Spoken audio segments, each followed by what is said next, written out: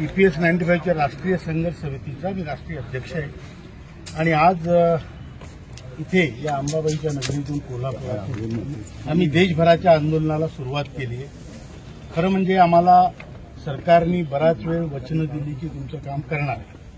आदरणीय पंतप्रधानांशी मी 2 वेळ चर्चा आमची झाली, निर्मला सीतारामनजींशी झाली, आमचे श्रममंत्री आहेत त्यांच्याशी अनेक वेळा आम्ही भेटलो, सगळ्या मंत्र्यांना सगळ्या खासदारांना अनेक वेळ भेटून झालं। आपल्या कोल्हापूरचे खासदार श्रीमंत छत्रपती शाहू महाराजांचं आम्हाला भरपूर मदत आहे, मी तिथे जाहीरपणे त्यांचे आभारही मानतो आणि तसंच त्याचप्रमाणे आपल्या माने साहेबांचा धैर्यशील माने साहेबांचा पण आम्हाला बरंच पाठिंबा आहे, सपोर्ट आहे, सर्व पक्षीय लोकांचा आहे। पण आमचं काम झालं नाही। आता आम्हाला लिखित आश्वासन मिळालं होतं की तुमचं काम लवकर करतो, त्या आश्वासना झाला 1 महिना। तेवढा वेळ आम्ही सरकारला दिला होता, त्या वेळेत त्यांनी ते केलं नाही म्हणून आम्ही आंदोलनाची नोटीस दिली आहे आणि आज या अंबाबाईच्या दरबारात येऊन आम्ही नारळ फोडला आणि इथून या क्रांतीला सुरुवात आज खऱ्या अर्थानं झाली आहे आणि आता इथून पूर्ण देशभर संपूर्ण हां साहेब 1 मिनिट जरा मागं जाय साहेब मागं। तुमची चूक नाही, तुमच्या मागण्या योग्य आहेत, चूक आमची आहे, आमच्याकडून उशीर होतोय। तुम्ही आंदोलन शांतपणे करा, साहेबांच्याकडे धरा फक्त असं धरा फक्त साहेबांच्याकडे धरा या समोर आपल्याला पुढे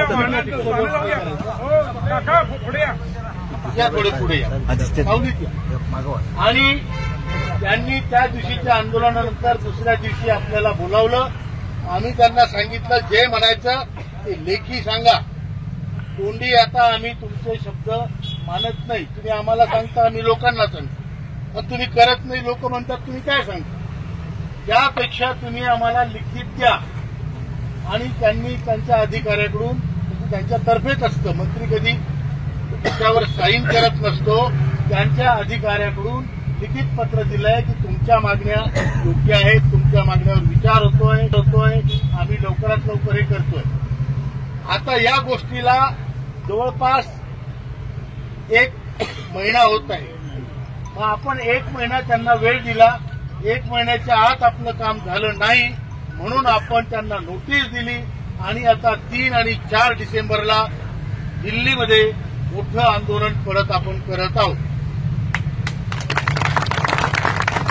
आपले 2 प्रयत्न चालू आहेत किल्लेदार साहेब, की आपण हे आंदोलन करायची पाळी येऊ नये म्हणून सरकारवर चर्चेचं सत्र सुरू ठेवलेलं आहे। आपण त्यांना सांगितलं 3 तारखेच्या आत आमची अनाउन्समेंट करा आणि आम्हाला म्हाताऱ्या लोकांना मरू देऊ नका। पण जर तुम्ही ते केलं नाही तर मग आम्हाला 3 आणि 4ला तिथे आंदोलन केल्याशिवाय काही इलाज राहणार नाही, बरोबर आहे। आणि त्यासाठी मी दिल्लीच्या आंदोलनाचं आव्हान द्यायला इथं आलेलो। जर आपलं काम झालं तर सोन्याहून पिवळं, आणि नाही झालं तर मग तिथं जाऊन त्यांची पिवळी करावं लागेल, बरोबर आहे। आणि त्यासाठी मी कोल्हापूरकरांना मला म्हणतो की जास्तीत जास्त संख्येत लोकांनी तिथे यावं आणि हे आंदोलन करायची पाळी जर आलीच तर ते यशस्वी करणं आपलं काम राहील। 3 आणि 4 डिसेंबर ईश्वर करो त्या अगोदरच आपली अनाउन्समेंट हो असे आपले प्रयत्न आहेत। आणि आता हे आजपासून कोल्हापुरात आता हा नारळ फोडला, आता संपूर्ण भारतामध्ये EPFOच्या ऑफिसवर, कलेक्टरच्या ऑफिसवर असेच मोर्चे जातील, मोठे मोर्चे जातील, जेवढे जिथं शक्य आहे तेवढे लोक जातील। आणि म्हणून मी म्हटलं अंबाबाईच्या नावानं पहिला नारळ इथंच फोडायचा आणि ती अंबाबाई आपल्याला पाहो आणि आपलं काम लवकरात लवकर हो असे त्या देवीच्या चरणी मी प्रार्थना करतो संघटनेतर्फे। आणि आपल्या सर्वांनी इथे जमल्याबद्दल मी तुमचे आभार मानतो, उपकार मानतो। आता माझा दौरा असा आहे, मी बारामतीहून सकाळी निघालो, मी चालक मालक आहे, गाडी चालते, गाडीचा मी चालक मालक आणि माझी मालकीन कारभारी असे आम्ही सोबत इथं आलो आता इथून ही मीटिंग मला 12 वाजता सोडावंच लागणार आहे, म्हणजे मी 4 वाजता हुबळीला पोहोचीन. पण हुबळीमध्येही असाच मोठा मेळावा आहे. त्याच्यानंतर दुसरा मेळावा उद्या किंवा परवा कारवारला आहे. त्याच्यानंतर बिजापूरला आहे. मी हे पूर्ण चक्कर मारून सगळे मेळावे करून चाललोय. बाकी नेत्यांना बाकी कामं दिलेली. मी म्हटलं सोबत कोण घेऊन जायचं, तर आपल्यावर अंकुश ठेवणारा कोण, तर आपली बाईक.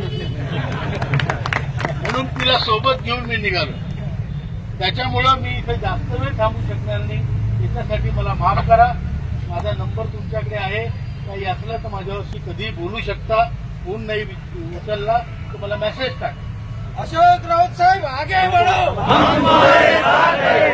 बोलतो आणि आपण नारे देऊ.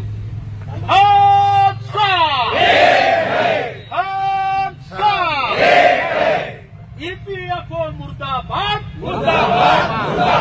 ईपीएफओ मुर्दाबाद,